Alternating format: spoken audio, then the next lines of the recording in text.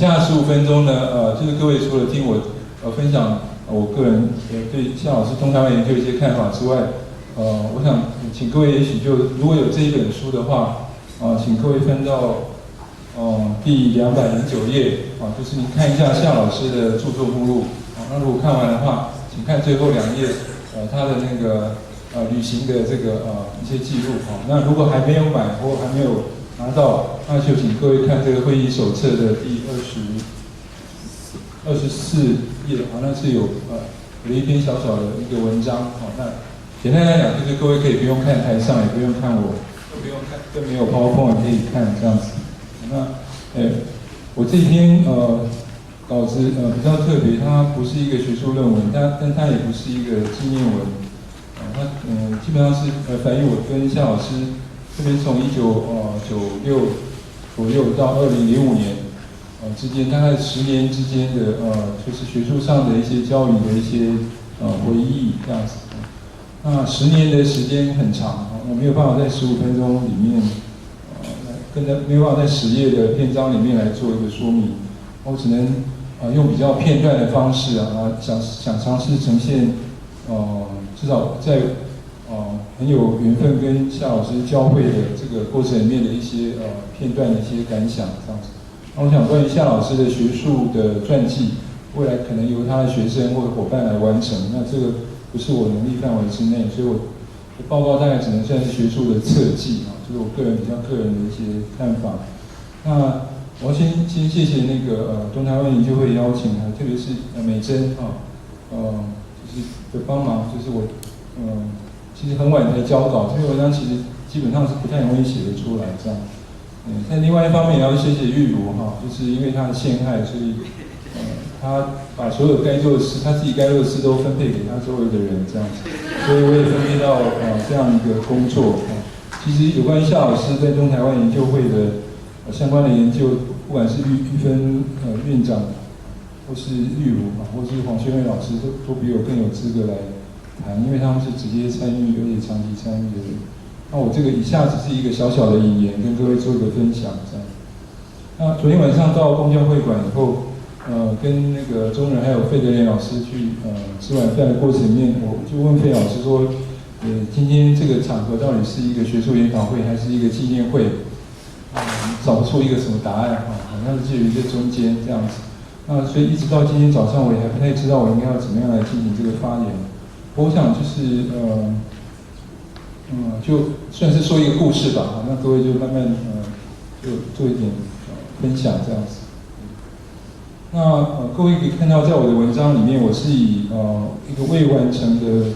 梦想来谈夏老师的东台湾研究。那我所谓未完成不是一个负面的意思它不是说他已经失败了，或遭受到挫折，或者他根本没有办法完成。那他也不完全是待完成，就是说他留下很多重要的工作，希望让伙伴跟学生来做，也不完全只是这个狭义的意思。我觉得了解夏老师的人都知道，他其实除了是一个严谨的学者，在例如史的这个阶段之外，还有很重要的行动者我想下午会有一个社会实践的尝试之外或是一个很好的老师看来已经有他的学生们做动人的分享之外，我觉得就我来讲，在我碰到短短的学术生涯里面，夏老师是一个非常特别的人因为我觉得他是一个有梦想的人梦想在这个词在台湾的学术界其实很难放在这个里面那能够做一个学术梦想家，并且把他的梦想很努力的去实践，而且开创出一个局面的人更少那当然他走得太早才59岁我也不太知道为什么上天要让他这么早走，但我想这个事就留给上帝来回答大家这样。那我以下只想分享一下，就是他作为一个我认为一个学术梦想家，那东台湾研究作为他梦想中很重要的一环，我不知道是不是最重要的一环。那他曾经做了一些什么样的努力？那他也做了什么样的尝试？他提出什么样的看法？他跟他的伙伴跟他的朋友们，在东台湾研究会的这个从创会到转型到当代继续进一步的实践的这个各种不同的阶段里面，我们看到夏老师作为一个学术梦想家，到底他是一个什么样的人，他呈现出什么样一种风貌，那值得我们再进一步做一个理解这样子。那所以我想在我这篇文章里面大概是有7个不同的跟夏老师交汇的片段啊，我就用这个7个片段尝试来呈现从1994年东台湾研究会成立到2005年，其实应该是2009年，就最后一次我跟夏老师在学术场合碰面，就是施建福老师夏老师的老师的荣退的研讨会上他的一篇学术论文作为他的谈人的这个经验。来跟在以下时间跟各位做一个分享。那各位可以听我的分享，或是看看夏老师的学术的这个目录，或是其实玉如也有写一篇很好的一个经验文，大家都可以看一下。那如果意犹未尽，等一下其实在旁边的那个房间里面他们做了一点陈列有东台湾研究会的不同阶段的成果。会让我惊讶的是有夏老师跟师母年轻的时候到澎湖的时候考察一些手稿，他们可以从比较不同的侧面来了解一下这样一个非典型的学者他的学术生涯。那我在这篇文章里面有大概有刚才讲过有7个不同的段落那大概从这些不同的时期的侧面尝试来分享一下我个人跟夏老师的学术的交易。那最重要的影响我最大，而且让我印象最深刻，当然就是东台湾研究会的发刊词。那我已经在我这篇文章里面夏老师对于东台湾研究的一些期待，让他开始要真的跟玉芬老师经过很久的酝酿以后，真的要开始做成立一个组织的方式来推动东台湾研究而且是有很强烈的一个理想性格的这样一种方式来进行相关的研究的时候，他的一些想法最核心当然就是属于在地的区域研究这个看法的一个引申。那他在发刊词里面对于什么是在地在地跟乡土又不太一样对这样一种区域研究，那区域研究又跟当时的区域研究圈不太一样的一种想法，他是怎么样去看？他希望从台东，从东台湾，从东台湾研究会尝试来展现或开展什么样一种关于不管是不只是地方的区域的，更是关于台湾乃至于有理论意涵的这样一种研究的这样一种企图。我想各位可以再重新回顾一下这个发刊词里面的我所引的几个段落，我觉得都还蛮到今天为止仍然是生猛有力就是可以看出年轻。其实夏老师永远都是年轻但是在东台湾研究会发刊词的时候，我觉得他是一个那时候应该是学术能量最强的时候，而且不是只是为了完成个人的研究，他是希望推动某种他理想中的一个研究的这样一个阶段。那个时间点其实非常珍贵那我们最近碰到一些朋友们都已经感叹步入中年那中年当然有很多好处，比如说被迫要当官然后开始有学生等等但是我们有些东西就失去了就是那个你在年轻的时候，当我们很多面对很多学术上不确定的时候，刚开始进入田野或刚开始展开学术生涯的时候，那个时候也许我们很多条件都不够，但很多时候也许在那个时候有一些很纯真的单纯的甚至永远不会再出现的那个梦想或那样一种感觉或洞见是在那个时候会出现那我觉得发刊词就给我这样一种感觉，就那个是夏明在1996的时候那样一个很特殊的时刻这样子。我想每个人大家都会有这样的时刻，但我想很希望跟各位再分享一下夏老师那个时刻。那我后面大概举了3个例子来谈一下我跟夏老师跟东台湾研究会的一个交流的过程。第一个当然是地中海的那个座谈会那布劳代或布劳代的那个地中海世界和他的作品或年轻学派的东西，当然对夏老师来讲有非常强烈的吸引力。那他作为一个地理学者作为一个非典型的地理学者，他对于布劳代的地中海研究或是那样一种宏观的关于历史、时间、空间或者整体历史的想象，我觉得深深的影响到他对于东台湾研究会早期或前期的一些想法这样子。我想中台湾现在大概不太有人谈地中海，但是在那个时刻，我觉得为什么在那个时候夏老师会想要从地中海到中台湾办这样一个，也是一个非典型的座谈会，我想可以再各位回顾一下这样子。那在中台这个座谈会之后就，作为中台湾研究会创始者或是推动者的夏以明就非常积极的跟中研院的台史所、民族所，还有台湾的学院的这个学界不只是历史学界地理或是人类学各方面，非常密切的一个交流做很多很重要的一些学术的工作跟研讨会。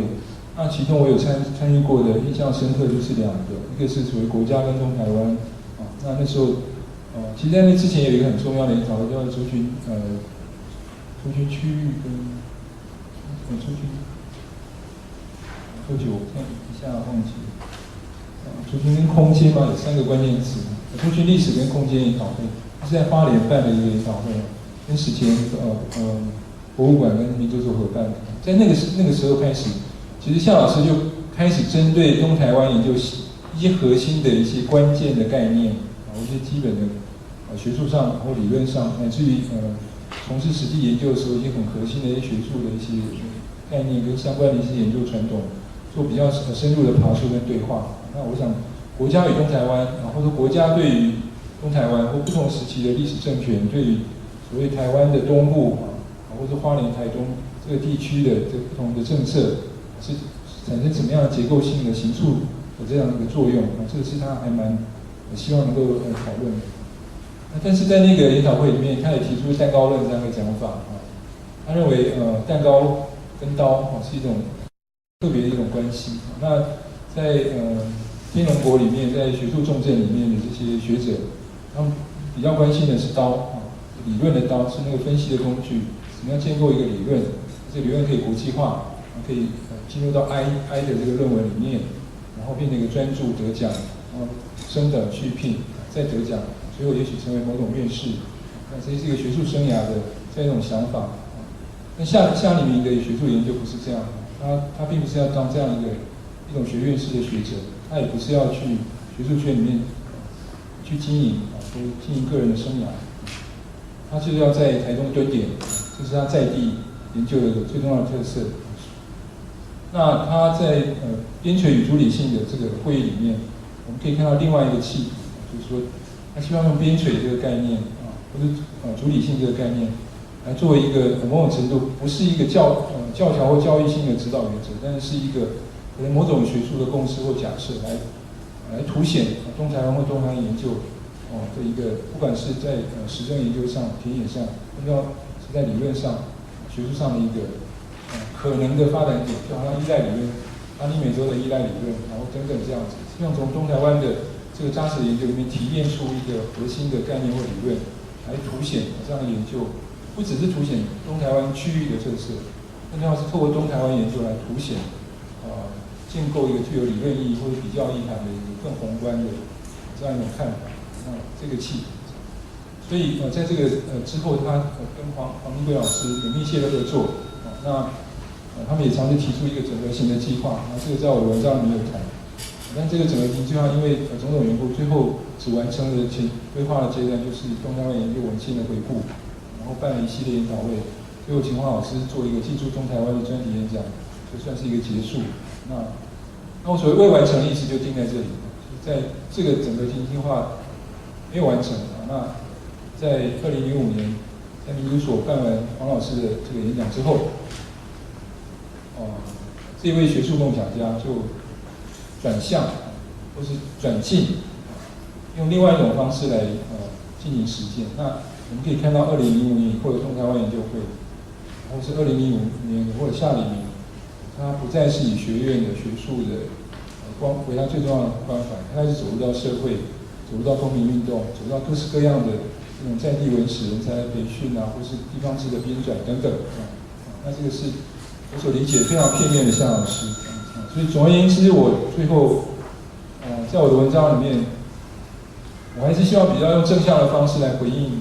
夏老师在1996到2005年的这个梦想，还没有完成的梦想。那我想我就是用黄富山老师的一句话来作为结论。那因为 Always Summer 哈，基本上就是一个非常阳光的意象。那我想我就念这句话，然后作为结束。太阳是从东边升起的，也许东台湾是明日台湾希望之所系。我们期待东台湾研究今后如旭日东升，光辉灿烂。好，谢谢各位。